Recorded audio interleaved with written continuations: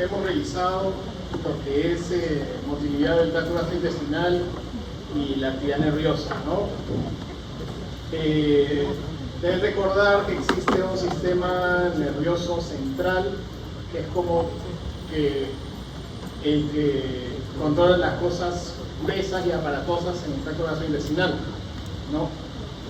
A través del parasimpático, ¿no? Un sistema nervioso automático. La médula es el centro de reflejos, ¿no? Que sirven para reacciones fundamentales, pero que se realizan en algunos momentos de la digestión. Y el principal control está a nivel del sistema nervioso entérico, ¿no? Con neuronas que son aferentes, eferentes, ¿no? Y que se interrelacionan tanto con el sistema nervioso, con la médula, y con el sistema nervioso, que es la parte externa del sistema nervioso central, y con el cerebro. Todo eso da como resultado una actividad motora muy interesante, ¿no? Que tiene como finalidad principal el tránsito del bolo, y que el contenido intestinal se exponga a las superficies donde se realiza el proceso digestivo, que pueda tener contacto con enzimas, que pueda tener contacto con superficies absortivas, ¿no? Que pueda mezclarse con sustancias y que se puedan absorber los nutrientes. Ahí está, ahí hemos visto una parte significativa de lo que son las funciones del tracto gastrointestinal. Ese sistema nervioso no solo tiene actividad motora, ¿no? Hablamos de la actividad motora, sobre todo cuando estábamos revisando el plexo muscular, ¿no? Pero existe un plexo submucoso, que es el que está en más contacto con la superficie, con la luz intestinal, donde hay un intercambio significativo de información para regular sensaciones, secreciones, ¿no? Una interrelación muy significativa con la microbiota intestinal, que si tenemos tiempo al final del curso vamos a revisar un poquito sobre eso, y que va a interactuar con el sistema nervioso entérico, con los reflejos, con el sistema nervioso central. Tanto es así que cuando ya ustedes revisen fisiopatología, o vean la parte de farmacología, o vean enfermedades, siempre van a encontrar un capítulo pues, en la depresión, en la acné, en la neumonía, en la enfermedad coronaria, relacionada a la microbiota, ¿no? O sea, se relaciona con todo. Por eso es que me parece importante que al final conversemos un poco sobre eso, no hoy día, sino en la próxima clase.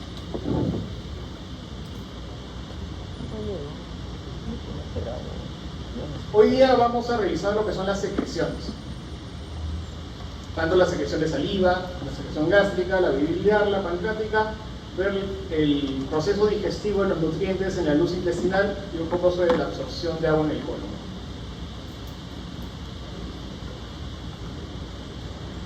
Las secreciones se dan a nivel de la superficie del epitelio del tracto gastrointestinal por formaciones llamadas glándulas. Las glándulas tienen fundamentalmente la función de producir moco, que tiene un efecto protector. Ustedes entenderán de que la superficie del epitelio gastrointestinal está en contacto con distintas sustancias, con el alimento, el quimo, el kilo, las enzimas, pues se daña, hay que protegerla. La protección es el moco, también la producción de carbonato y también la secreción de enzimas digestivas, enzimas que van a encargarse del proceso de la digestión. Las glándulas que podemos encontrar son distintos tipos. Podemos encontrar glándulas que están formadas por una sola célula.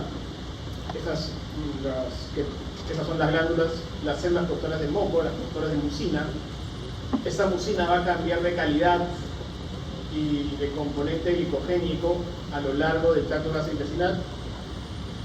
Tenemos también las glándulas de tipo cripta, que son muy profundas, que son como las glándulas Lieberkühn, que son células secretoras especializadas. Tenemos las famosas células tubulares del estómago, ¿no? Donde vamos a encontrar distintos grupos de células con distinta actividad. Y tenemos glándulas más complejas, grandes, gigantes. El hígado es una glándula, el páncreas es una glándula.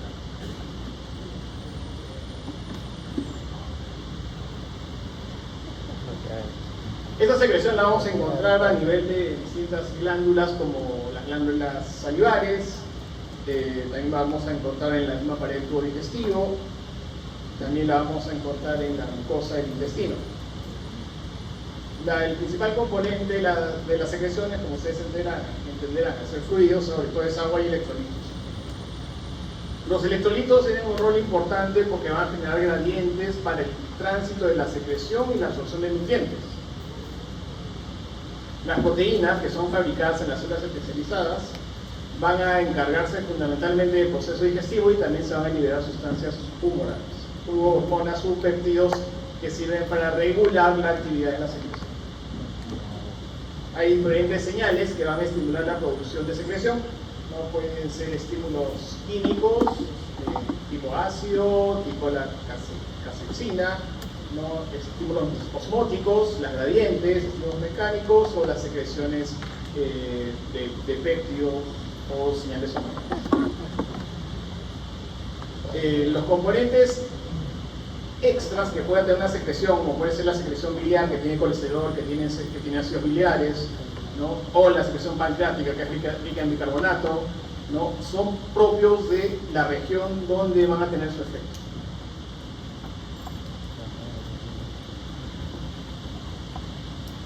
La estimulación de la secreción es un estímulo parasimpático, es un estímulo autonómico.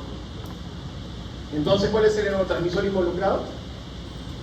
La acetilcolina. Muy bien.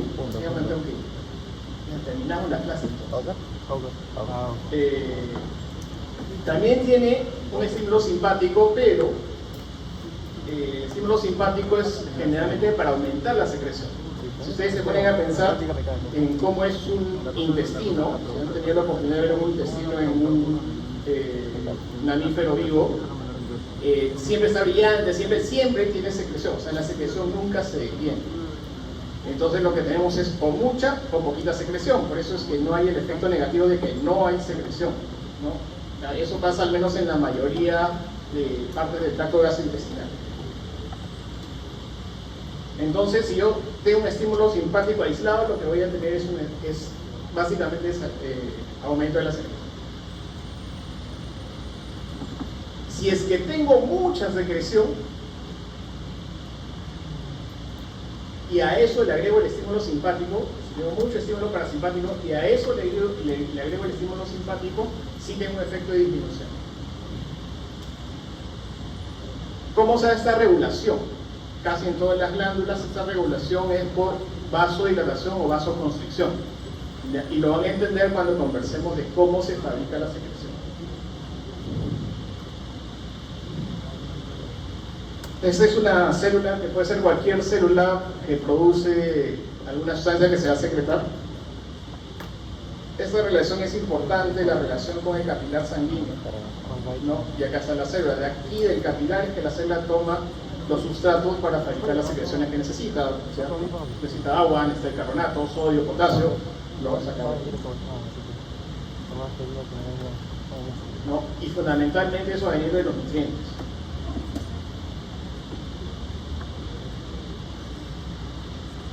Una vez que los nutrientes ingresan a la célula, van a, por consumo de ATP, o sea, va a necesitar la célula energía, va a sintetizar sustancias a nivel del retículo endoplasmático y de la parte de Golgi. Estas sustancias van a ser transportadas y acumuladas en unas vesículas que no salen directamente, sino son retenidas y están listas para ser expulsadas en el momento que se presenta el estímulo de la secreción, dando como efecto final la secreción. Esto es algo que se cumple casi como regla en todas las secreciones. Finalmente se da la liberación. ¿Cuántas secreciones producimos? Esto es bastante variado, ¿no? En general más o menos son 6.700 mililitros de secreciones diarias, ¿no? Eso es en el tracto gastrointestinal. 1.000 mililitros de saliva, 1.500 de secreción gástrica, 1.800 en el intestino delgado, otro litro de secreción pancreática, otro litro de bilis.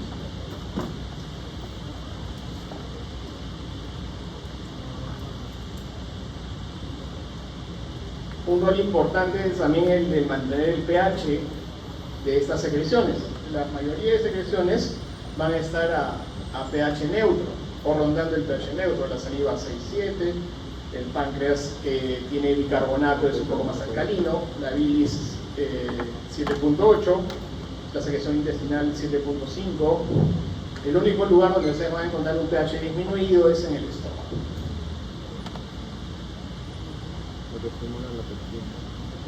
La primera secreción que vamos a ver es la saliva. La saliva la producimos con la finalidad de mantener la lubricación en la cavidad oral. Ya tiene un efecto también descontaminante. Colabora para que las partículas de comida se hagan más pequeñas. Forma parte del bolo para ablandarlo. Es el lugar donde ayudan al inicio de la degradación de los lípidos y también de los almidones. Son el vehículo para que las papilas gustativas puedan sentir la sensación del sabor. Regulan la ingesta o las conductas alimentarias. Cuando hay exposición de material proveniente del tracto gastrointestinal que puede retornar como ácido o puede retornar la bilis, más raro la bilis que el ácido, actúan como un neutralizador.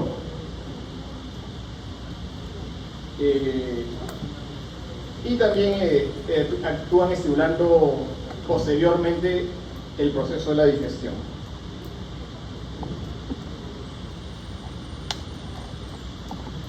En la saliva encontramos moco, que sirve para lubricar la cavidad oral.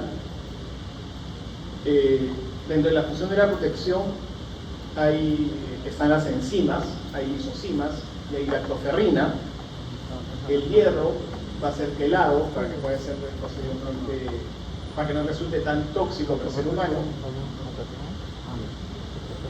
Se secreta la inmunoglobulina, ¿no? En este caso la inmunoglobulina A es muy activa frente a virus y bacterias, ¿no? Ustedes, bueno, todos tenemos la costumbre de comer con la mano, ¿no? Nuestra mano no está exactamente estéril, ¿no? Sin embargo no nos enfermamos. Hay un rol protector de la inmunoglobulina específico mediado por anticuerpos. Dentro de la absorción, a ese nivel donde se absorbe el flúor y el calcio, permite el arrastre de partículas de comida, y eso es una característica muy humana que tiene que ver con la capacidad de percibir sabores, ¿no? Entonces cuando ustedes van y se comen su papa rellena, dicen, uy, qué feo, ya no la como, ¿no? Inmediatamente la saliva empieza a limpiar la papila gustativa para decir, oye, ya no recibas otro bocado, pero el sabor se va, ¿no? Ese es un efecto de la saliva. Igual pasa cuando algo es rico, ¿no? Te limpia, pero la sensación gratificante te dice, oye, dame otro bocado, ¿no? Entonces, y así se tenían más picarones y no renditan. Se producen enzimas, y eso probablemente ya lo sepan, como lipasas o amilasas, son enzimas de baja actividad, ¿ya? Sin embargo, a pesar de ser baja actividad, es una actividad significativa, ¿ya? La alfa-amilasa, conocida como tialina en algunos textos, empieza a separar algunos enlaces glicídicos del almidón. Y también tenemos a las glándulas salivales serosas que van a producir lipasa, que va a producir hidrólisis de los lípidos. Con los lípidos es importante tener en cuenta que los fenómenos de digestión básicamente son todos hidrólisis, ¿no? Y eso es una manera de acordarse. El lípido normalmente es insoluble en el agua, ¿no? Entonces el trabajo que hace el organismo a través de su producción enzimática es hidrolizar los triglicéridos, los ácidos grasos, para que puedan al final ser absorbidos.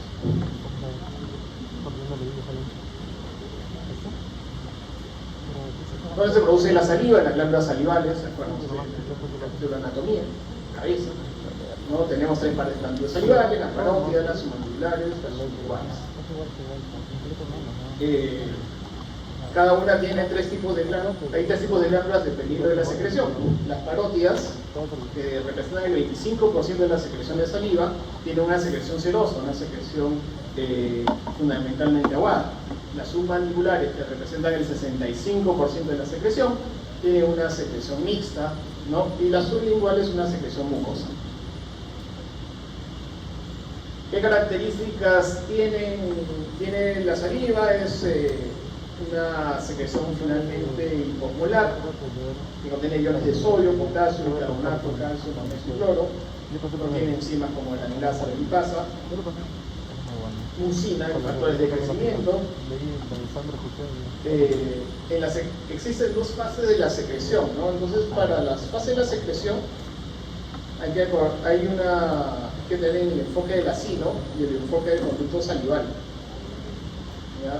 En el acino, donde está la célula del acino glandular, es donde se va a producir y fabricar las enzimas, ¿no? Ese proceso que agarra el nutriente de la nutrición, ¿no? De la sangre, y lo va transformando en el aparato de Golgi y va construyendo sus enzimas. Todo eso sucede entre las células sinápticas. Lo que significa que la secreción en el acino es una secreción más densa, no es una secreción muy concentrada.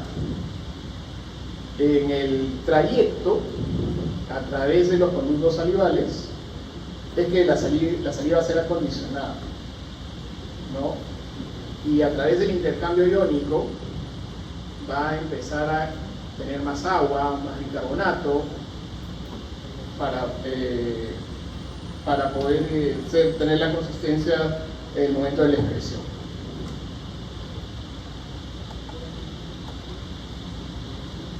La producción de saliva, como lo habíamos comentado, tiene una regulación parasimpática fundamentalmente, que finaliza con que no finaliza, ¿no? Sino que puede aumentar por un estímulo simpático. Pero cuando el estímulo parasimpático es muy intenso, el simpático actúa distinto. En el tronco cerebral se encuentran los núcleos salivales, ¿no? Que van a viajar a través del nervio facial o del nervio glosofaríngeo. En el caso del nervio facial van a llegar al ganglio submaxilar, y esos son los que van a las glándulas submaxilares o sublinguales. El glosofaringio, junto con la cuerda del tímpano, va a llegar a través de una rama de trigémino hacia la glándula parótida, ¿no? Esa es la inervación parasimpática. El efecto simpático, ya que va a depender más de la médula, tiene que ver con el flujo de sangre. Si se acuerdan ustedes el cuadrito ese, que del capilar sanguíneo es donde se extraen los nutrientes, todos los componentes, los elementos para formar las sustancias. De ahí también se extrae el agua y los electrolitos. Cuando produzco vasodilatación hay mayor capacidad de producir secreción. Cuando produzco vasoconstricción hay menor. Entonces cuando se están comiendo, haciendo ejercicio, se les seca la boca.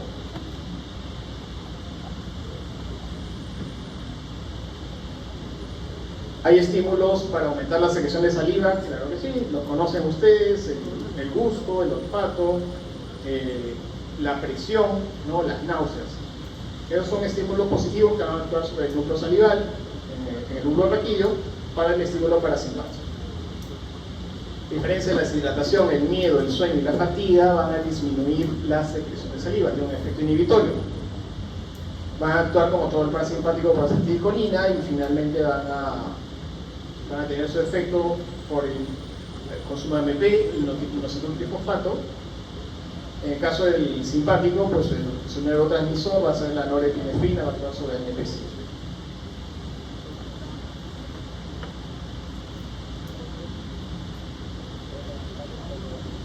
En el esófago no tenemos casi secreción. Como conversamos la vez pasada, el esófago es una víscera de tránsito, ¿no? Si hay una secreción en el esófago es moco. El moco que va a revestir todo el epitelio esofágico para protegerlo del bolo alimenticio, ¿no? O sea, estas glándulas unicelulares productoras del moco hay en el esófago, no tienen mayor complejidad. Quizás la más interesante sea la secreción gástrica. En esta parte he puesto algunas cosas que de repente no están en Guyton, ¿ya? no se las vamos a tomar, ¿no? Pero me parece que es importante que lo vayan conociendo porque por ahí van a venir los cambios en lo que viene en las terapias futuras en relación a la secreción. Ustedes saben las partes del estómago, fondo, cuerpo, antro, ¿no? En términos funcionales, en términos de secreción, es mejor dividirlo en proximal y distal. Región del cuerpo y antro caracterizado por la presencia de una célula, la célula parietal en el cuerpo y la célula G en el antro. La célula G productora de gastrina, la célula parietal productora de ácido. Así.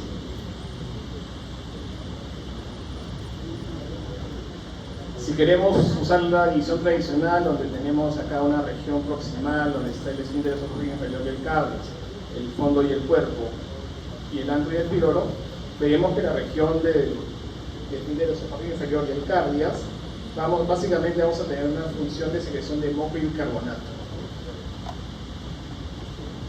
Esta región tiene la finalidad principalmente de evitar que el contenido del estómago regrese hacia el esófago. Es una compuerta, es uno de los tantos esfínteres que existen en el tracto gastrointestinal, ¿no? Las disfunciones del esfínter esofágico inferior son causa de una enfermedad común, que es la enfermedad por reflujo gastroesofágico. El funcionamiento del esfínter esofágico es un poco más complejo, porque va a depender del músculo, del diafragma, del tono muscular que hay en el fondo, de las contracciones del esófago. ¿Ya? Pero eso se va a revisar probablemente más cuando hagan fisiopatología. En caso del fondo y el cuerpo, lo que vamos a encontrar es la producción de hidrógeno, los protones, la producción de factor intrínseco, producción de moco, bicarbonato, pepsinógeno y lipácido. Su función en cuanto a la motilidad, como ustedes recuerdan, es básicamente que es el reservorio donde se acumulan los alimentos, esa gran cavidad que se puede distender, ¿no? Donde puede entrar toda la comida, que a veces sorprende cuando se puede comer, es el cuerpo del estómago. De ahí viene la región acropilórica, donde se produce básicamente moco, bicarbonato y la célula y la gastrina, que va a estar relacionada con el estímulo de la producción de ácido, y se produce el mezclado, el triturado, el tamizado y la regulación del vaciado gástrico.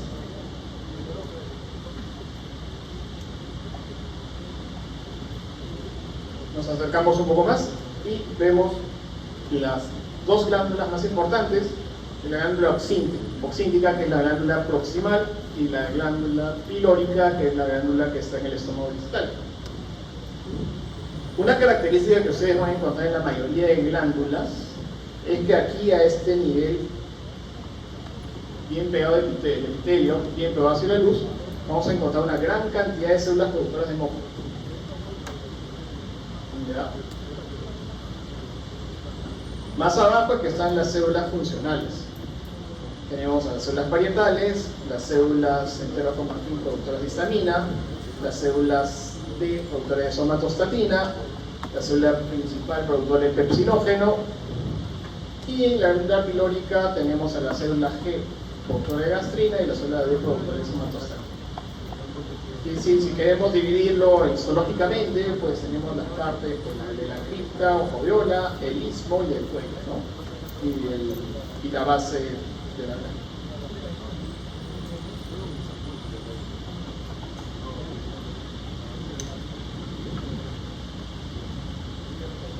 Todo esto empieza en una zona que es la zona progenitora, ¿ya? De aquí es como que hay unas células indiferenciadas, totipotenciales, que posteriormente, dependiendo de los estímulos, ¿no? Van a ir transformándose en células productoras de moco, o en células parietales, ¿no? O en células principales.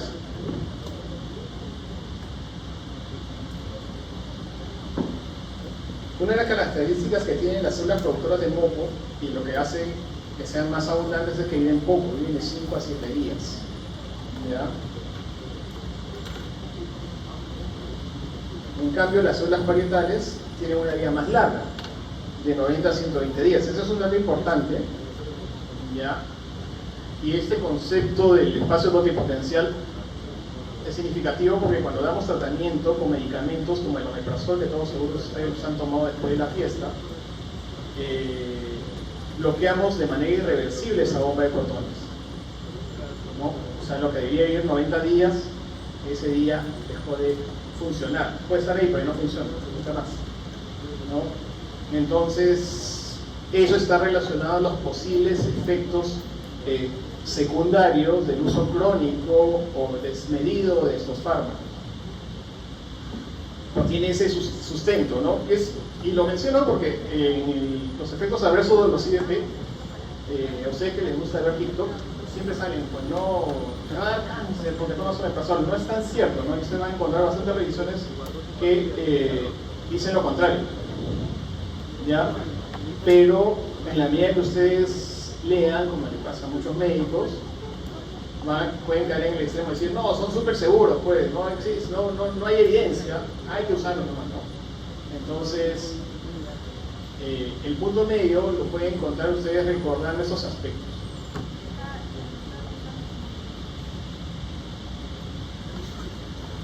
Las células principales van a madurar a partir de la expresión de un gen llamado MUC6, ¿no? Que va a terminar siendo van a terminar siendo las productores de pepsinógeno, y van a tener, pues, por ahí las células reguladoras, que son mastostatina, las células enterohemoglobina, que producen histamina. Esta es la famosa célula parietal, ¿no? Súper importante en la especialidad de gastroenterología. Tiene receptores muscarínicos para acetilcolina, puesto que la actividad parasimpática tiene un efecto sobre la expresión de las bombas de protones. También tiene receptores de histamina, receptores H2. También tiene receptores CCK2, que originalmente se llama CCK2 porque el CCK1 es el receptor de colicistoquina, ¿no? Ese es un receptor muy parecido estructuralmente, ¿verdad? Y como no saben qué nombre ponerle, y como se parecía a CCK1, pues es CCK2. Estos tres son los que están relacionados al estímulo de secreción. Tienes bombas de intercambio aniónico, ¿no? Bombas de sodio-potasio, obviamente tienen sus estructuras intracelulares, y una arquitectura citoesquelética muy interesante, que es lo que va a permitir que esta célula se vaya transformando durante el proceso digestivo. Tradicionalmente, lo que ustedes han visto y han leído hasta el cansancio en Guyton es que la célula parietal se encarga de la secreción de hidrogeniones para la formación del ácido clorhídrico. Esa secreción se da por la hidrógeno potasio TPasa y está muy bien. Ustedes han leído que el ácido sirve para convertir el pepsinógeno producido por la célula principal en pepsina y iniciar el proceso de digestión de las proteínas. Muy bien. Ustedes han leído que el ácido producido en el estómago sirve para eliminar microorganismos que puedan ingresar en los alimentos. Eso está muy bien.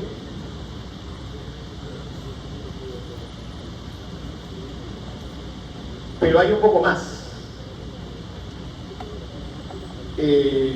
La célula parietal también parece ser importante a través de su relación con el sistema nervioso entérico, porque cuando lo reducimos solo a la bomba de protones y a secreción de ácido, nos olvidamos de que también se puede relacionar con el sistema nervioso entérico, ¿no?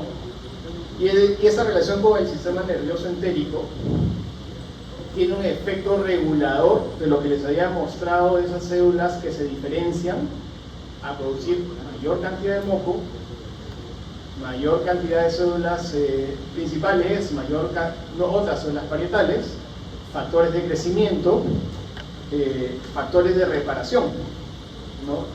Haciendo de la mucosa del estómago una de las mucosas más resistentes que tiene el organismo, ¿no? Si uno se pone a pensar en todo lo que ustedes ya han metido de comida a lo largo de toda su etapa universitaria, no se compadece el estómago, ¿no? Ese días en que no he comido, días en comido de noche, días en que he comido un montón, y le he puesto ají, le he puesto pimienta, le he puesto comino, le he puesto trago, le he puesto cigarrillo, le he puesto un montón de cosas, ¿no? Y a pesar de eso se sigue reparando, ¿no? Y reparar de una forma inteligente, ¿no? Porque no es lo mismo mi estilo de vida de los 80 que el estilo de vida de ustedes actualmente, ¿no? Y eso hace que la bomba de protones se le haya dado ese rol, ¿no? Ese rol regulador. ¿Y por qué es importante? Porque el rato que yo inhibo la bomba de protones y la célula parietal, probablemente lo digo porque todavía esa es una línea de investigación que se desarrolla actualmente, estoy modificando esa capacidad reguladora de la célula parietal que tiene sobre la hemostasia del estómago, ¿no? Eso no nos vamos a preguntar, pero es interesante, es un tema que van a tener que verlo en el futuro. Estímulos de la secreción gástrica. El principal estímulo es la acetilcolina, la gastrina y la histamina.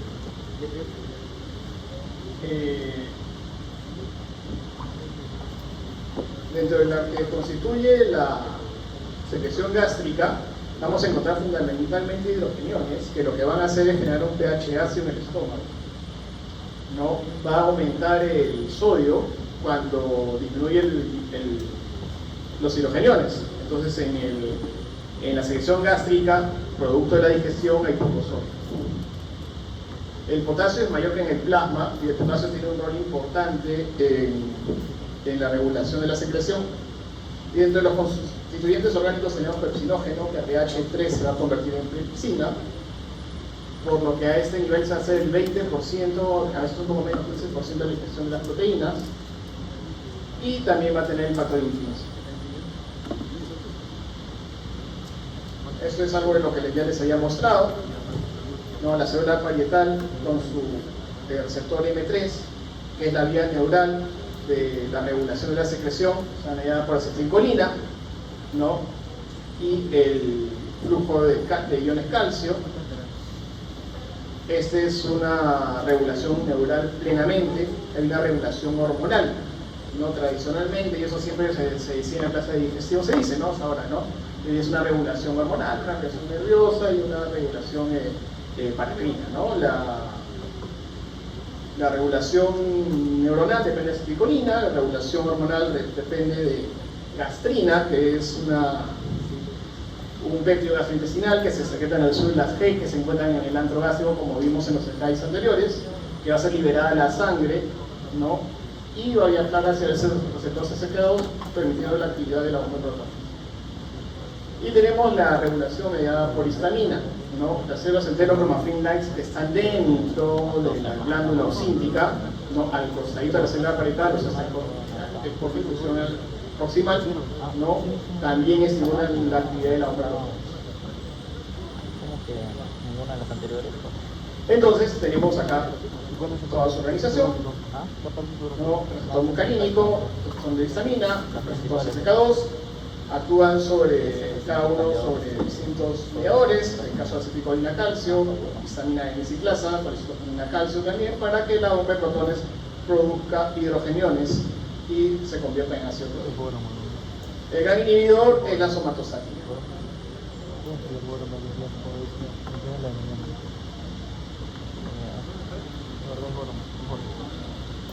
Es más de lo mismo, a manera de resumen, tenemos que las vías estimuladoras vienen del vago, la acetilcolina sobre la célula parietal, la vía endocrina, la célula G, la histamina, que también actúa sobre células parietales, y las inhibidoras, fundamentalmente la somatostatina. Ahora, existen otro tipo de receptores, ¿ya? De hecho, la mayor cantidad de receptores que existen en la célula parietal son inhibidores, ¿ya? No me he atrevido a poner esta diapositiva acá porque es una diapositiva bien densa, ¿ya? Pero es la célula parietal que tiene cerca de 16 receptores inhibidores de secreción, que básicamente lo que hacen es regular la secreción interdigestiva, ¿ya? En fisiología básica lo que aprendemos es la secreción durante la digestión, ¿no? Pero hay una secreción también fuera del momento de la digestión, ¿no? Que también es interesante, tampoco le vamos a preguntar. Eso es también lo mismo, ¿no? Aclarando los receptores de proteína G a los que están acoplados cada uno de los receptores. En el caso del receptor histamina está acoplado a GS, el de acetilcolina a GQ, el de gastrina a GQ, y obviamente los inhibidores todos están acoplados a proteína G.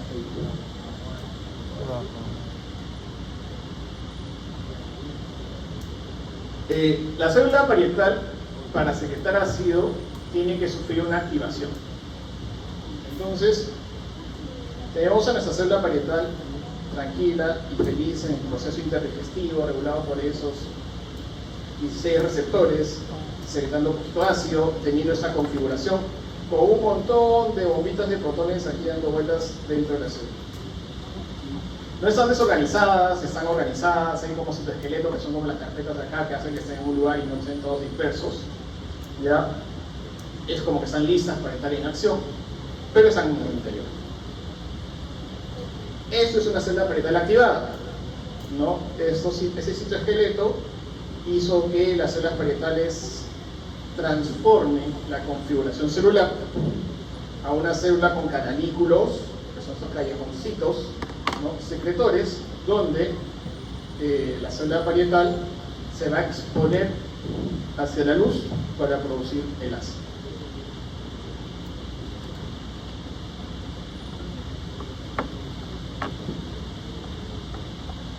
Entonces tenemos a la sodio-potasio, hidrógeno-potasio terreasa, que es la bomba de protones, ¿no? Que cuando se expone a la luz se va a fosforilar, y ese fosforilado es el que va a producir un cambio estructural que permite la salida del ion de hidrógeno, que va a formar el ácido clorhídrico. Eso no está engañado. Eso sí, ¿no? Lo que les he contado es este hidrogenión que sale en esta bomba de hidrógeno-potasio. ¿Ya? ¿Y de dónde vienen los elementos? Que es lo que les cuenta Guyton, viene por difusión del CO2, ¿no? Se une al... se separa, ¿no? Hidrógeno y hidroxilo, ¿no? Que salen del agua, ¿no? Y eso es lo que va a salir por el hidrógeno potasio que terreasa. El potasio, que es el otro elemento importante, entra por intercambio iónico con el sodio, con una activa de sodio-potasio. ¿Ya? El potasio intracelular se mantiene en el mismo nivel porque va a salir en el intercambio por el hidrógeno potasio.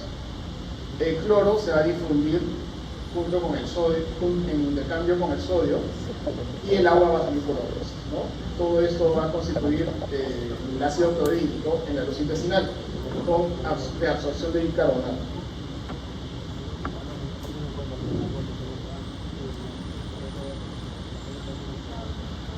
En la célula parietal, tradicionalmente, vemos esto, quedamos en esta parte, ¿ya?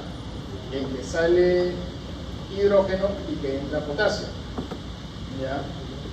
También hay un flujo independiente de potasio que sale de la célula, ¿no? Y eso sirve para que la bomba de protones fosforilada pueda meter potasio, ¿no? Entonces antes hablábamos solo de la expulsión de hidrogeniones.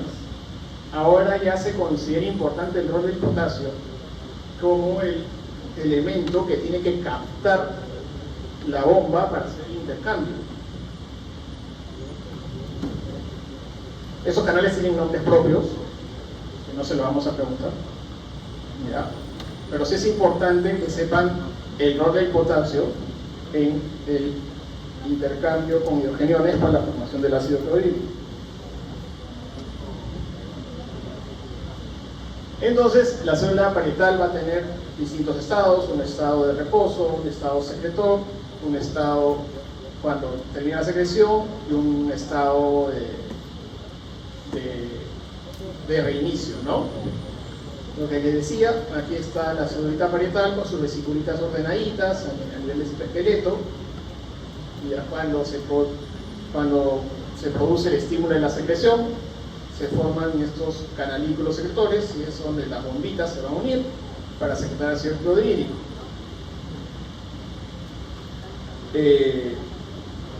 Cuando hay una finalización del estímulo, hay una transformación de la célula parietal para que las bombas de protones vuelvan a ser invaginadas y guardadas dentro del citosol celular.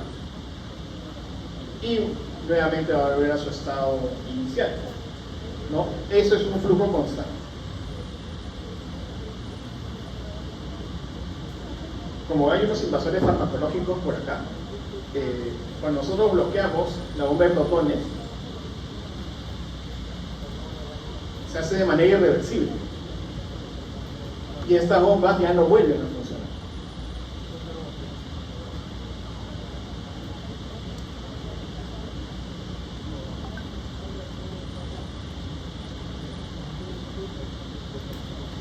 La regulación de la secreción de pepsinógeno, que es otra de los componentes de la secreción del estómago, va a tener como estímulo obviamente la presencia de alimento en el estómago, la acetilcolina, ¿no?, que es liberada por el vago, y la acidez del estómago, ¿no? Eso va a hacer que la célula parietal produzca pepsinógeno, que al pH 3, que es lo que hace la secreción de ácido, se va a convertir en pepsina, ¿no? Y los polipéptidos van a empezar a ser fragmentados, no en aminoácidos, pero sí en cadenas peptídicas más pequeñas. Es fundamental este proceso para la digestión de los alimentos que contienen carne. ¿Ya? Sin pepsinógeno y sin ácido en el estómago, jamás podríamos transformar la carne en proteínas, en aminoácidos absorbibles. ¿Ya? Por eso es que hay especies de mamíferos que no pueden comer carne, no tienen suficiente producción de pepsinógeno y ácido clorhídrico. El bicarbonato es súper importante, ¿no? Porque hemos hablado de lo que en fisiopatología se conoce como factores agresores, ¿no? Porque así como pues, el ácido clorhídrico, el pepsinógeno pueden transformar la hamburguesa que se comieron en el almuerzo, también pues, puede digerir su epitelio, el epitelio gástrico. Pero no sucede eso, porque hay elementos protectores, ¿no? Y lo más importante es el moco, ¿no? Producido por las células mucinosas, ¿no?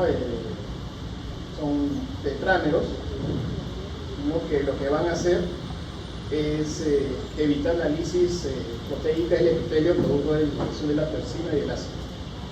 Y lo otro es el ácido, el bicarbonato, ¿no? Que crea un medio neutro, una superficie neutra, tiene alta concentración de potasio y va a estar pegado al moco. Entonces tenemos un equilibrio entre agresión y protección. Un moco con bicarbonato, ¿no? Y por debajo vamos a tener pues, el epitelio, vamos a tener el flujo sanguíneo y por encima el ácido clorhídrico y la toxina, ¿no? Este equilibrio es lo que hace que es tan sabiamente conducido por la célula parietal, es lo que hace pues, que el estómago sea una de las vísceras más nobles del organismo y que supere los 7 colores que se comen todo el día.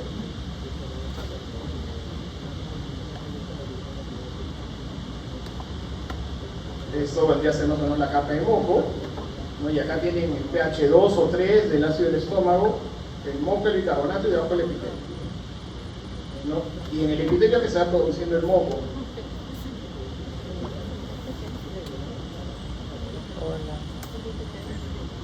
Cuando nosotros recibimos estímulos, podemos procesarlos de distinta manera. Entonces la secreción gástrica tiene 3 fases. La fase cefálica, que es una fase que depende del nervio vago, mediada por acetilcolina, ¿no? Va a tener un efecto sobre el 30% de la secreción gástrica, y la fase gástrica propiamente dicho, que va a tener con los reflejos secretores locales, también estímulos orales, y sobre todo el estímulo de gastrina, junto con la histamina, representa el 60% de la secreción. ¿No? El 10% es el remanente de que es la fase intestinal, pero la fase intestinal fundamentalmente lo que busca es disminuir la producción de ácido. No es como que cuando el contenido llega al intestino, manda la información de ya no mandes más ácido porque aquí ya estamos trabajando. También es importante recordar que en el estómago se produce el factor intrínseco que sirve para unirse a la vitamina B12 que posteriormente pueda ser absorbida en el hígado. Ustedes saben que la vitamina B forma parte importante de numerosos procesos biológicos.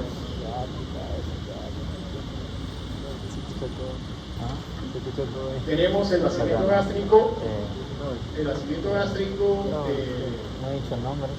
Se va a dar por aumento de la presión intraluminal en la porción proximal del estómago. Eso va a generar aumento de la contracción de las fuerzas en el antro. Se va a aperturar el canal pilórico y se va a relajar el duodeno. Así el contenido gástrico va a pasar. Y los líquidos generalmente van a pasar por intercambio por gradientes de presión. El tiempo de vaciado, por ejemplo, es mayor para las proteínas que para la glucosa.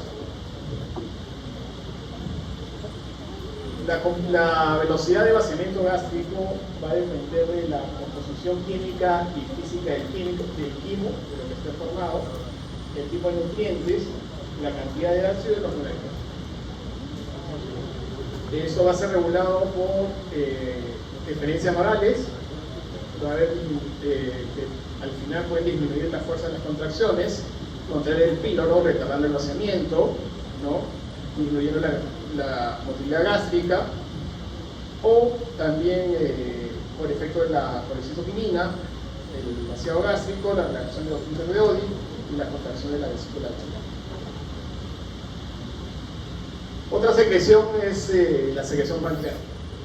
De nuevo tenemos nuestra glándula. De nuevo tenemos un mecanismo que hemos visto ya en todas las glándulitas, el mecanismo de la secreción acinar y el mecanismo de la secreción tubular. La regulación de la secreción pancreática tiene dos estímulos, uno endocrino y uno neurocrino.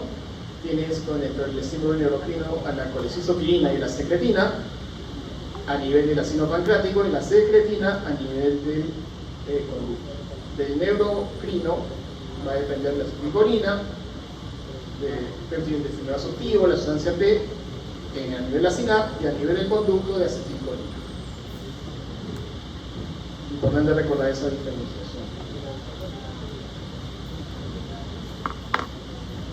A nivel de la célula del acino, hacia arriba, lo que va a hacer la síntesis de proteínas son secreciones densas, de bajo volumen, y a nivel del conducto, la célula ductal lo que va a hacer es secretar bicarbonato y agua.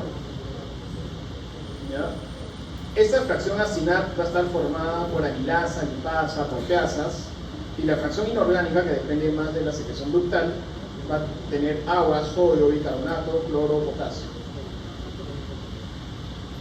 ¿No? Entonces, siempre es importante recordar que esta célula acinar, y aquí, bueno, existen uniones estrechas, no es, estos conceptos de las uniones estrechas son importantes para evitar pues, que haya salida de enzimas digestivas fuera del ácido pancreático. Sería malo pues, que tengamos una enzima digestiva fuera del lugar donde tiene que estar, ¿no? Se producía autodigestión, es lo que pasa en las pancreatitis. La síntesis de enzimas es como todas las que hemos visto, ¿no? El endoplasmático, a de Golgi, almacenamiento y exocitosis. Las vías de la secreción, va a haber una vía que va a depender del calcio, ¿no? Que va a ser estimulada por acetilcolina, colecistoquinina, GRP, ¿no? Luego va a seguir el camino de la fosfolipasa C, y la otra es la vía del AMP cíclico, y sus agonistas son el péptido intestinal vasoactivo y la secretina. Va a actuar a nivel de enciclasa. Todo esto estimula la secreción enzimática.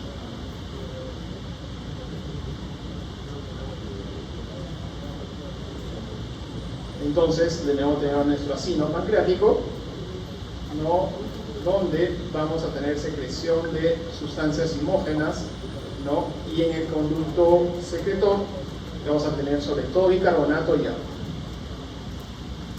Las principales enzimas que se van a secretar acá son las que digieren carbohidratos, en este caso son las amilasas, ¿no? Que lo que van a hacer es empezar la hidrólisis de los almidones, ¿no?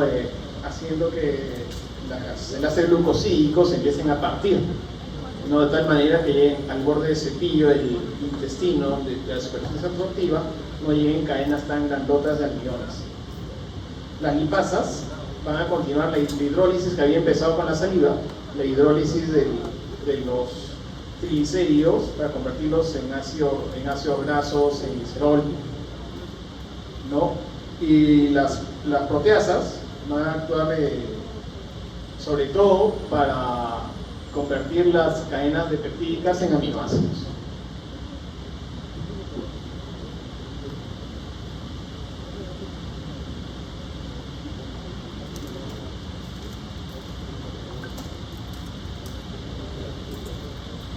El pH alcalino del duodeno, ¿ya? La disminución del pH en el duodeno, que sucede cuando el estómago, que tiene pH ácido, envía contenido al intestino, va a estimular a las células S, células productoras de secretina, a la liberación de secretina. La secretina fundamentalmente lo que va a aumentar es la producción de bicarbonato en el conductillo pancreático. Eso es una forma de regular la actividad pancreática. Cuando desaparece el pH ácido, se disminuye la producción de secretina, hay menos bicarbonato, disminuye la secreción pancreática.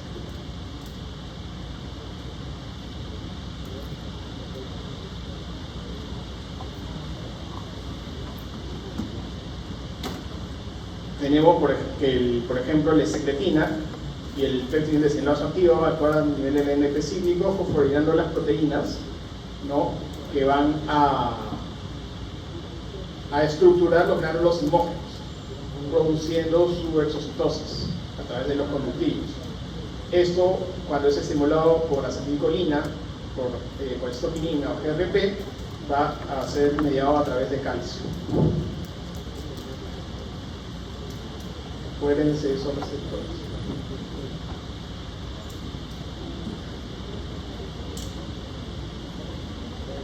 En cuanto a la secreción de bicarbonato, el bicarbonato va a venir de la difusión del CO2, ¿no? Y el efecto de la lignasa carbónica lo va a convertir en H2CO3, ¿no? Cuando se disocia se produce el hidrogenión y el bicarbonato, ¿ya? Eso es el bicarbonato. Este bicarbonato es el que se va a secretar hacia la luz, ¿no? En un intercambio luminar con el cloro.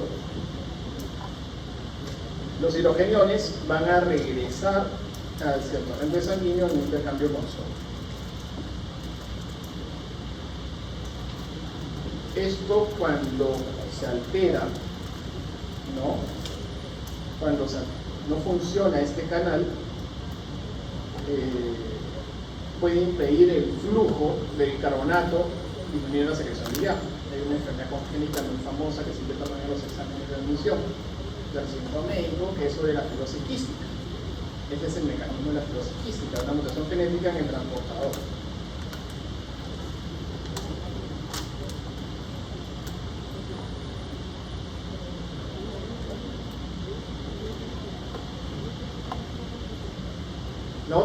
El otro regulador de la secreción pancreática es la colecistoquinina. El mismo ácido del estómago y la presencia de alimentos van a estimular a la producción de colecistoquinina, ¿no? La colecistoquinina estimula también la secreción pancreática. Digo también porque también estimula la secreción biliar. Así como hay fases de la secreción gástrica, la secreción pancreática tiene fases, ¿no? Una fase cefálica, ¿no? Que tiene que ver, pues, con los estímulos, una fase gástrica que tiene que ver con la presencia de contenido en el estómago, pero son fases que contribuyen pobremente a la secreción pancreática. La fase más importante es la fase intestinal, ¿no? Que es la que tiene la secreción más copiosa, cerca del 70% de la secreción.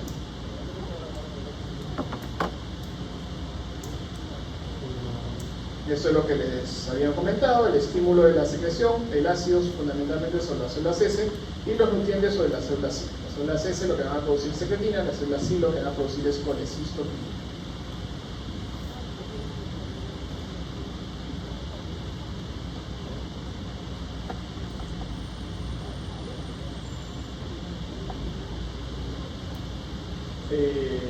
La regulación de la secreción pancreática va a tener como inicio la presencia sobre todo de alimentos, ¿no? En el tubo digestivo, en el intestino, ¿no? Eso va a liberar los transmisores. Una vez que se ha terminado el proceso digestivo, en el caso por ejemplo de la tripsina queda libre, ¿ya? Y es degradada por proteólisis. Entonces se acabó la acción enzima. Otra de las secreciones que es importante y que sucede también en el tracto gastrointestinal es la secreción biliar. La secreción biliar corresponde más o menos a 600 a 1 litro al día. Dos son grandes las funciones de la secreción biliar: la emulsificación de las grasas y la formación de micelios. Cada una tiene una finalidad distinta. Todo esto lo que va a originar es que se puedan absorber sobre todo los productos de la digestión de las grasas.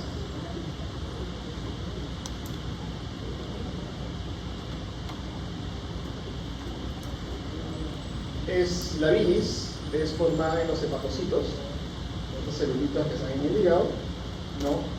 Y lo que contiene son ácidos biliares, colesterol y muchos componentes orgánicos. Probablemente esa es una de las secreciones más complejas que hay, ¿no?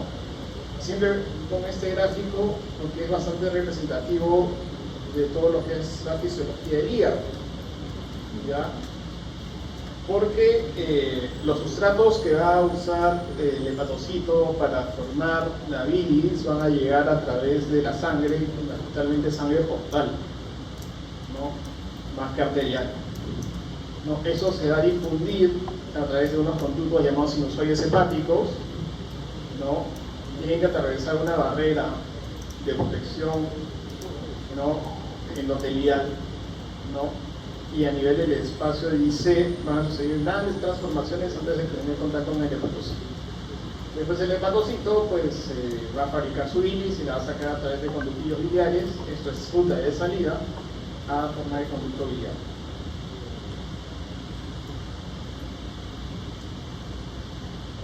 Dentro de las cosas que tiene la bilis, de repente lo más importante son los ácidos biliares. Los ácidos biliares tienen que ver con el flujo de la bilis, hacen que la bilis se traslade, ¿no? También favorece la secreción hepática de fosfolípidos y colesterol. Intervienen en la digestión de las grasas y en la absorción de vitaminas, sobre todo las liposolubles, ¿no? El grupo de las liposolubles son la vitamina A, D, E, K. También mantiene la homeostasis del colesterol. Todo el mundo piensa que el colesterol es malo, malvado, cruel y entonces va a morir por tener colesterol. Eso no es cierto. Ya el colesterol es parte constituyente fundamental de las células, de las hormonas, ¿no? Los estrógenos han hecho de colesterol, ¿no? Entonces todo ese colesterol que usamos diariamente, ¿no? Es mantenido en homeostasis por acción de los ácidos biliares, ¿no? Y bueno, también son los que se encargan de eliminar el exceso. También tiene un rol sobre las defensas antimicrobianas en el intestino, tiene acciones bacteriostáticas directas, ¿ya? O sea, detiene el crecimiento bacteriano al ser parte constituyente importante de las micelas junto con los lípidos.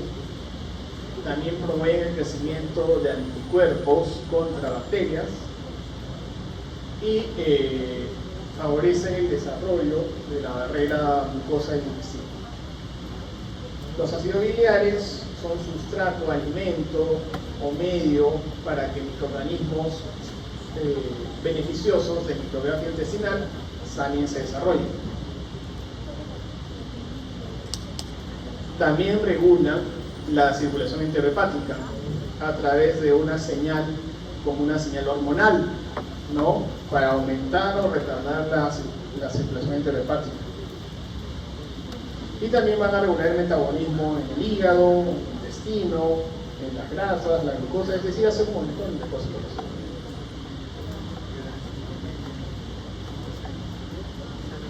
Eso es para recordar el flujo ya fuera del hígado, ¿no? Una vez que el canalículo secretor se van juntando, van a formar los conductos biliares, el hepático derecho, el hepático izquierdo, el hepático común, ¿no? Y el cístico, que viene de la vesícula biliar.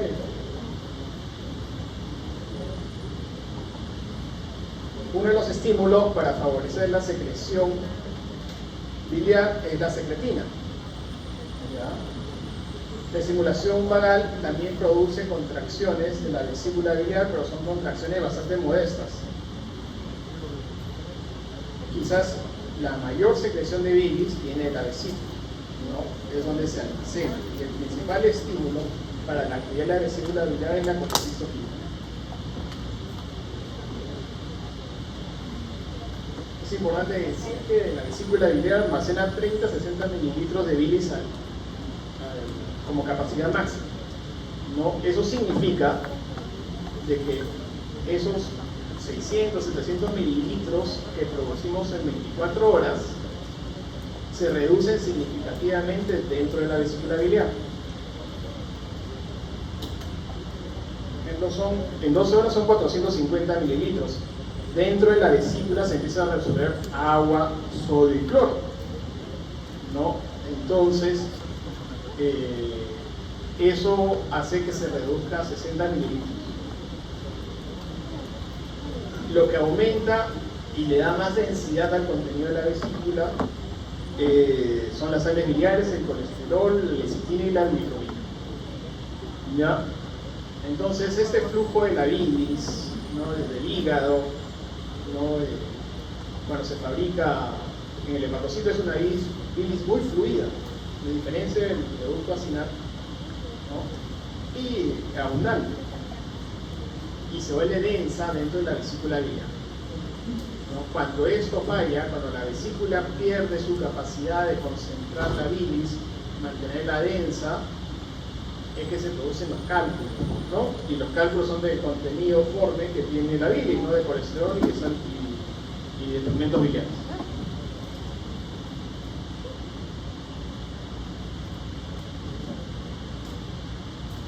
Eso es lo que contiene la bilis, ¿no? Electrolitos, sodio, potasio, cloro, tiene metales, hierro, magnesio, y tiene ácidos biliares, bilirrubina, polípidos, colesterol, glucosa, no glutatión.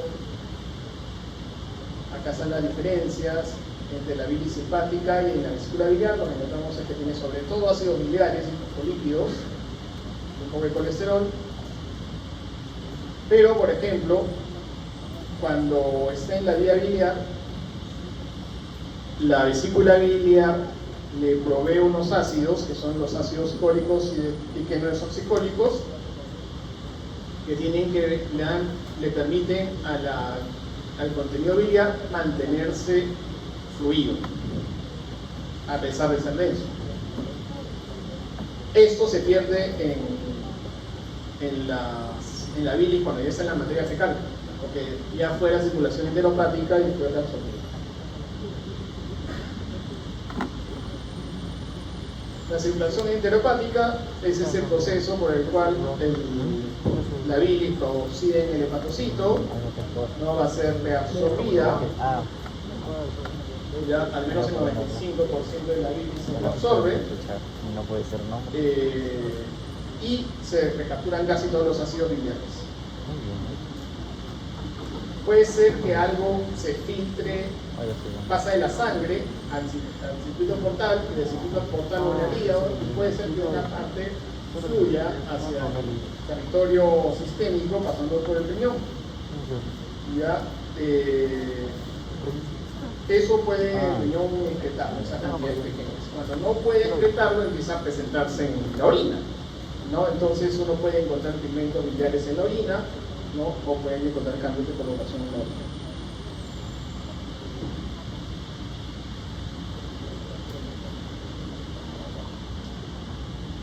Otra de las secreciones que tenemos son las secreciones del intestino. ¿Ya? En el intestino básicamente lo que se secreta es moco, agua, electrolitos. Los enterocitos van a reabsorber agua, sobre todo los que se encuentran en el intestino delgado, pero fundamentalmente los del colon. Y en el intestino vamos a encontrar las peptidasas, las disacaridasas, las lipasas intestinales.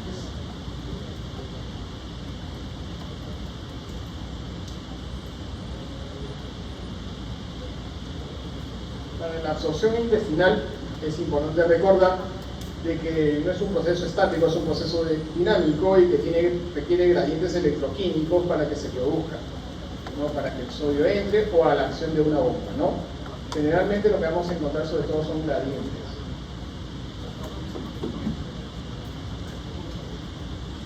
Habíamos visto cómo los almidones tienen un efecto en la amilasa salival, ¿no? Cómo los almiones tienen efecto de transformación, hidrólisis de las cadenas en los enlaces 1 y 4 por efecto de la amilasa pancreática fundamentalmente, con la finalidad de que llegue maltosa, maltotriosa, dextrinas hacia el borde cepillo. En el borde cepillo lo que van a encontrar son enzimas, ¿no? Que van a actuar directamente sobre estos elementos, ¿no? Sacarasas, lactasas, maltasas, que lo que van a hacer es convertir en glucosa, galactosa, fructosa, que van a ingresar hacia el interior de la célula. De nuevo, almidones, tialina y amilasa pancreática, ¿no? Polímeros, ¿no? Llegan al intestino como maltasas, lactosa, sacarosa, que son digeridas para transformarse en glucosa, galactosa, fructosa, que van a ser absorbidas. Eso es más de lo mismo. En general, los distintos tipos de azúcares que se pueden presentar: alfa-dextrinas, maltotriosas, maltosas, lactosas, fructosas, trialosas, y cada una va a tener sus enzimas y todos los productos finales van a tener que ver con o ser glucosa, ser galactosa, ser fructosa, para que puedan ser absorbidos en el intestino. Y aquí viene el tema de la absorción intestinal. La absorción de la glucosa va a estar a cargo de un transportador que se llama SGLT1. Es un cotransportador que va a ingresar glucosa con sodio. ¿Ya? ¿Qué tipo de transportador es? ¿Qué tipo de transporte es? Es un transporte activo secundario. ¿Ya? Sucede que este sodio sale de la célula con un intercambio con una bomba que está periapical, y hay una gradiente iónica que hace que el sodio ingrese. Pero aprovechando que el sodio ingresa con el transportador SGLT, la glucosa se cuela ahí y tiene ese cotransporte que va a tratar de mantener el equilibrio iónico del sodio dentro del enterocito. Y ingresa la glucosa dentro del sodio. El transportador GLUT2, que es el que se encuentra hacia la sangre portal en la membrana vasolateral, es el que va a transportar la glucosa por difusión hacia el territorio portal para que el hígado y se transforme. El transportador de la fructosa es el GLUT5. ¿Ya? Pero ¿qué pasa cuando yo como mucha azúcar y me excedo con el azúcar? Ya no solo actúa el SGLT1 para transportar azúcar, para transportar glucosa. Ahí se presentan otros transportadores, ¿no? Aparece un GLUT2, también dicen que aparece un GLUT4, ¿no? De tal manera de que puedan captar la mayor cantidad del azúcar, disminuir el azúcar que hay en la sangre. Ese es el objetivo, ¿no? el organismo sabe que el exceso de azúcar hace daño. Y llevarlo rápidamente al hígado para transformarlo en grasita y ponernos más gordos.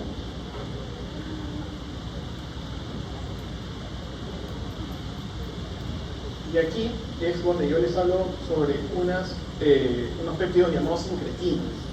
¿Ya? Las incretinas son sustancias que se encargan de regular la producción de insulina. Fundamentalmente estimulan la producción de insulina.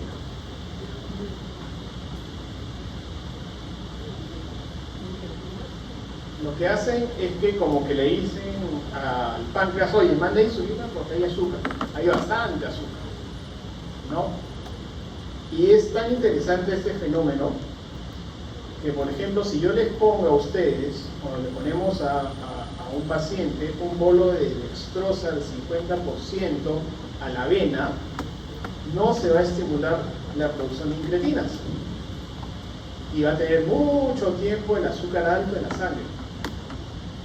El efecto incretina depende fundamentalmente de la ingesta a través del tracto gastrointestinal.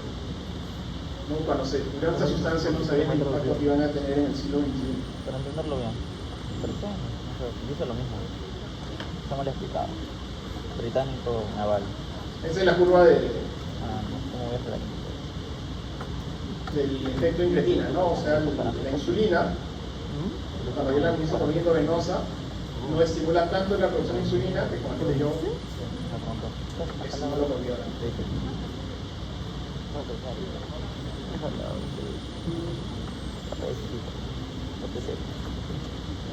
Esas incretinas tienen la característica de ser, cuando no comemos, por ejemplo ahorita que nadie está comiendo, casi nadie,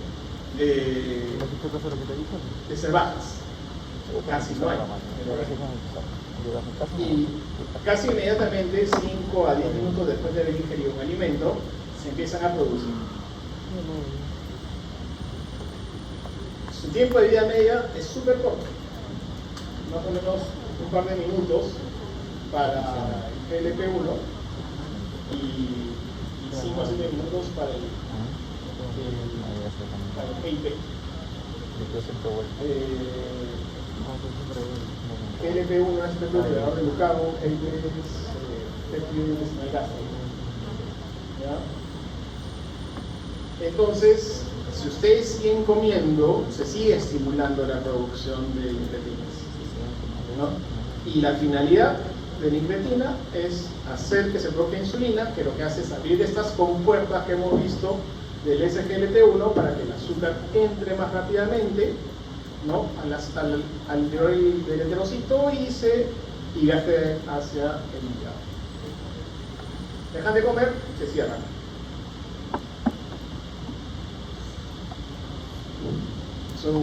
El efecto termina por acción de las enzimas digestibles quiasas 4, que son las encargadas de degradarlas.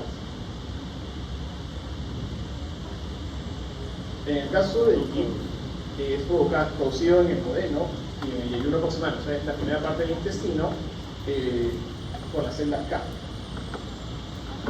Son secretadas por los estímulos de grasa y azúcar. Van a estimular la producción de insulina y como todas las incretinas dependen su presencia de la gran cantidad de azúcar que llamamos el GLP-1 se produce en las células L que se encuentran en el vidrio distal. Curiosamente, este aumenta mucho antes de que la comida llegue al hígado, ¿no? Entonces estamos hablando de que la regulación del GLP-1 no es tan directa con la cantidad de azúcar o de glucosa o de nutriente que hay en el intestino, sino puede tener un efecto más central. Parece que es responsable del péptido liberador de gastrina y la acetilcolina, también los estímulos del gusto. ¿Por qué les comento eso? Eso lo van a ver probablemente con más detalle cuando hagan endocrino. Pero todos los medicamentos que hoy en día existen para el tratamiento de la pérdida de peso son análogos a estas sustancias, ¿no? Se semaglutide es el análogo del GLP-1, ¿no?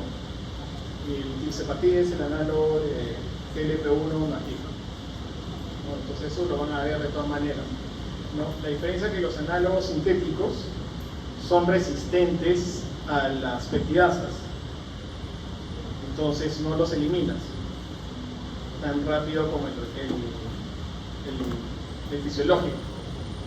Entonces eso te genera, el estímulo indirecto va a ser de las incretinas esa sensación de saciedad, ¿no?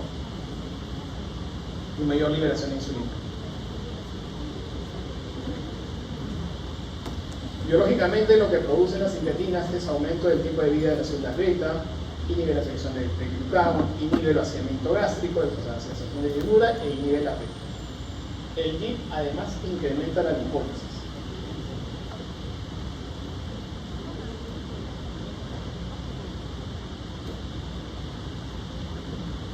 Como estábamos hablando de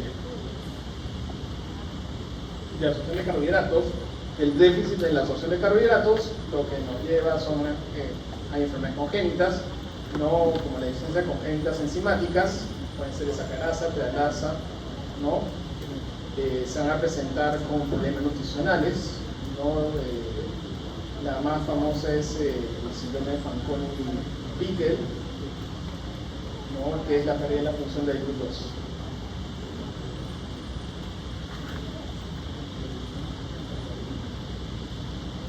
Hay otras enfermedades relacionadas al metabolismo de carbohidratos, pues la cistinuria, las intolerancias a proteínas, que tienen que ver fundamentalmente con efectos genéticos que pueden ser en la producción de enzimáticas o en el transporte a nivel de la célula efecto.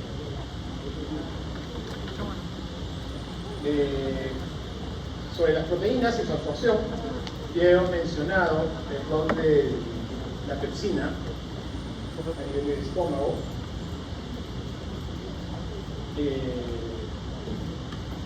El punto de partida son las enteropeptidasas, ¿no?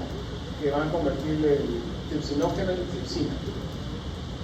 La tripsina va a fomentar, va a provocar la conversión de quinotripsinógeno en quinotripsina, proelastasas en elastasas, procarboxipeptidasas en carboxipeptidasas, mejor carboxipeptidasa B, en carboxipeptidasa B, que van a convertir las cadenas peptídicas en aminoácidos oligopéptidos. ¿Ya? Existe tanta variedad porque existen distintos tipos de aminoácidos. Hay unas que son para los aminoácidos aromáticos, otras que van a ser para los aminoácidos esenciales, para la arginina, ¿no? Todo esto es mediado por el tripsina.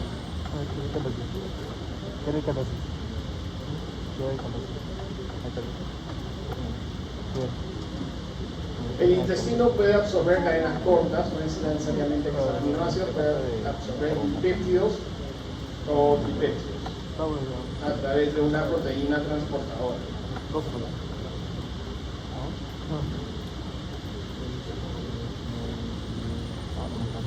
Estos conceptos son importantes, por ejemplo, cuando se formulan nutriciones enterales, ¿no? Todos han oído hablar del enchur y todas esas cosas, ¿no?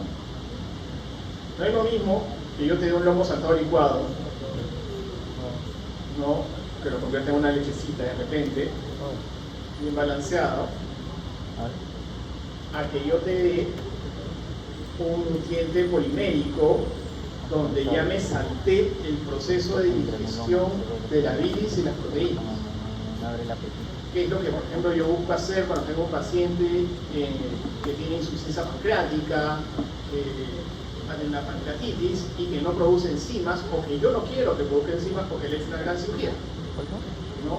Entonces, yo quiero que se nutra, pero no quiero que esa parte de producción de bilis o producción de páncreas trabaje. Entonces, le administro el nutriente directamente al intestino.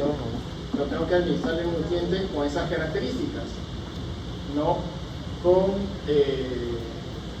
almidones digeridos, ¿no? en las uniones hidrolizados en 1,4, con péptidos simples, ¿no? Y con ácidos grasos. Eso sería una dieta polimérica.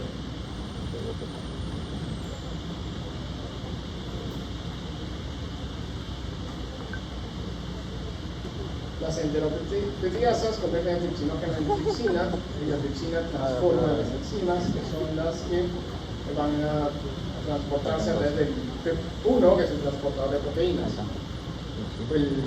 la proteína transportadora de aminoácidos.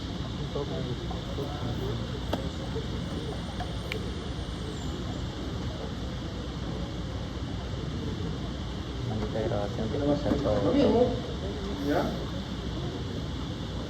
Es con distintos tipos de aminoácidos, ¿no? La proteína tiene un sistema de transporte particular, el glutamato también, el aspartato también tiene sistemas de transporte particulares.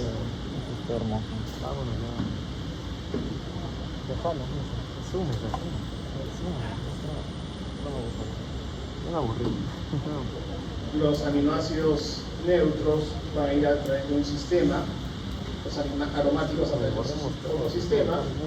Ya hay un sistema que combina ambos tipos de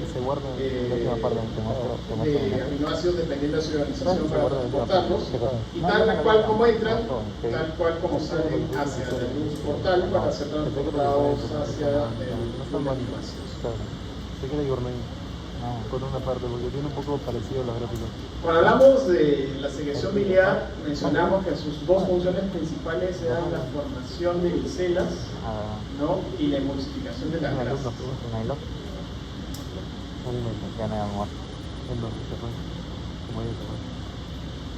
Las sales biliares lo que van a hacer es ubicarse alrededor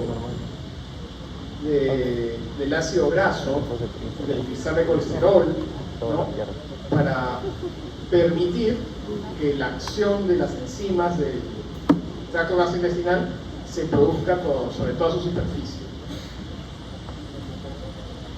Y de esta forma, al tener una cubierta lipídica, va a permitir su traslado a través de las membranas celulares, en esos casos las membranas del enterocito. La forma micelar, ¿ya?, que es la combinación de enzima con la micela, permite que sea trasladada, ¿no? De tal manera que al borde del cepillo lo que van a llegar son fragmentos pequeños de ácido graso.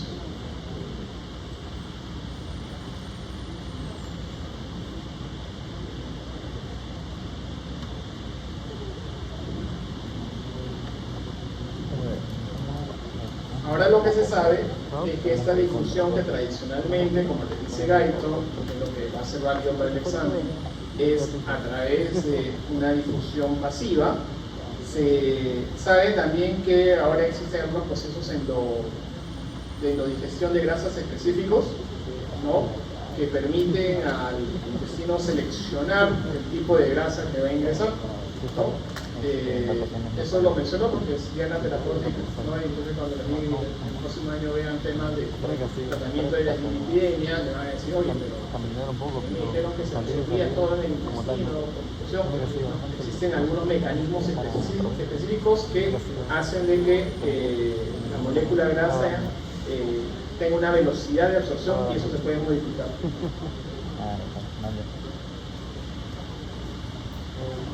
Al final lo que llega al borde del cepillo son triglicéridos y ácidos grasos que van a ingresar hacia el interior del enterocito y luego van a viajar hacia la circulación sistémica a través del sistema linfático.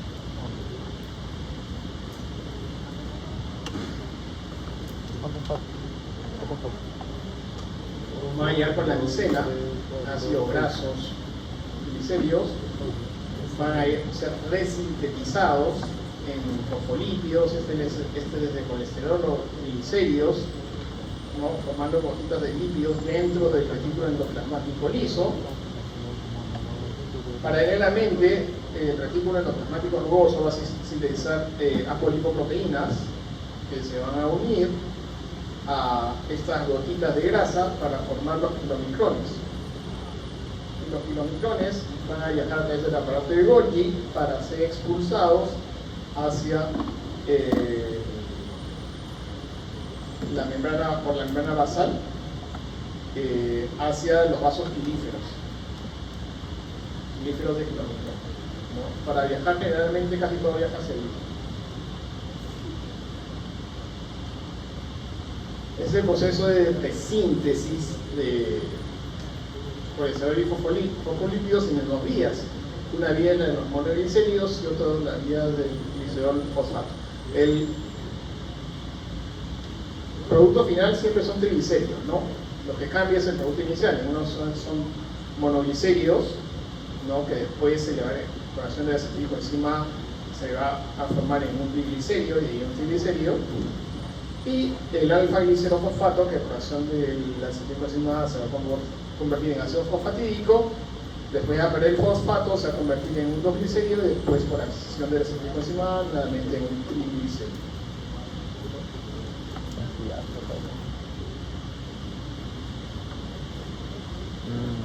Para terminar tengo que mencionarle algunas cosas sobre la absorción en el colon. ¿Ya? La inervación en el colon es esencialmente dependiente de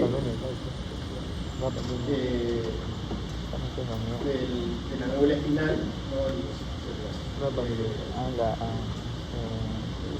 del parasimpático sacro, ¿ya? Y en la parte final el nervio pélvico y el nervio pélvico.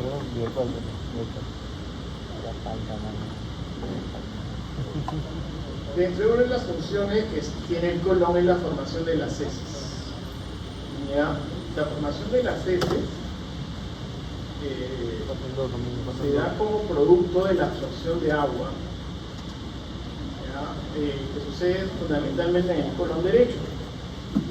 Y en el colon izquierdo sucede la mayor fermentación, en todo el colon, por acción de las microbacterias que lo que van a producir son gases, ¿ya? Y también van a darle textura al bolo fecal.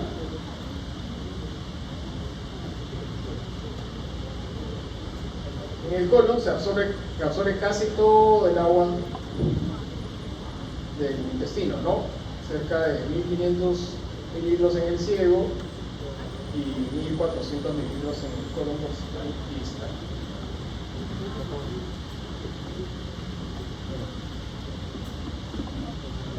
En el colon, ese transporte de agua va acompañado también de reabsorción de electrolitos.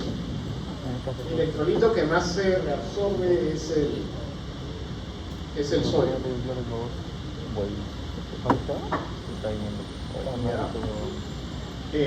En una bomba que transporta también cloro y transporta también potasio.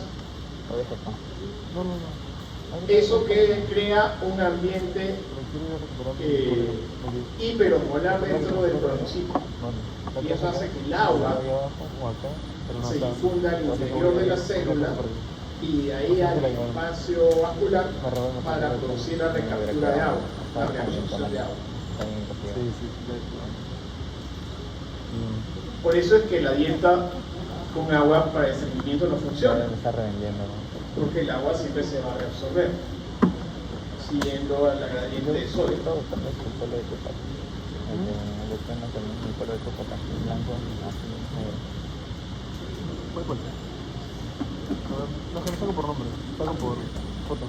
Una cosa más que quería decirles sobre el colon es que ese transportador de sodio-cloro que se encuentra en la pared del colonocito, lo que genera es que se reabsorbe también gran cantidad de sal.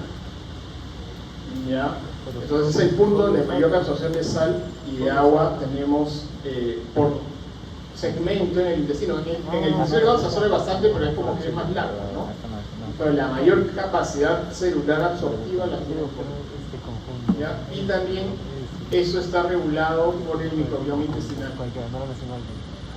¿Ya? El microbioma intestinal, sobre todo en el colon izquierdo, tiene ese efecto de la producción de gases, de aires fétidos, la mayoría, ¿ya? Que es producto de la fermentación de los productos de degradación que llegaron al colon. ¿Ya? Igual es un camarón, ¿sabes? Mucho trauma. Dentro de los gases que se producen están gases como el CO2, gases como la resina, pero también gases nocivos como el metano. ¿Ya? Entonces, los insuros en el microbioma intestinal producen mayor alteración en la producción de metano. Cuando hablamos de microbioma intestinal vamos a profundizar un poquito más de este tema. ¿Ya, chicos? ¿Alguna pregunta? Vamos a ver las últimas citas. Listo. Buen fin de semana.